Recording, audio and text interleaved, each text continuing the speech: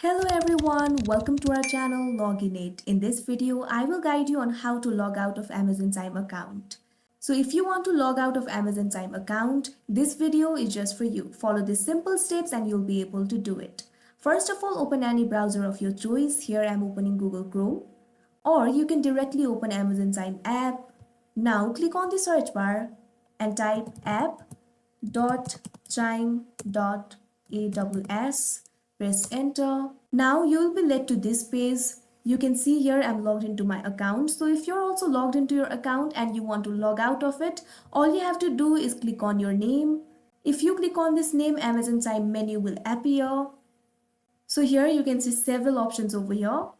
At last you can see option for sign out. All you have to do is click on this option. So now this kind of box will appear. Here you can see three options: sign out of all devices, cancel, sign out. If you want to sign out of this device only, you have to click on sign out. Or if you want to sign out of all the devices, you have to click on sign out of all devices. Here I'm clicking on sign out. Now you can see here you're logged out of your account. So that is how you log out of Amazon Chime. I hope you found this video helpful. Thank you for watching. Make sure to like, share and subscribe to our channel.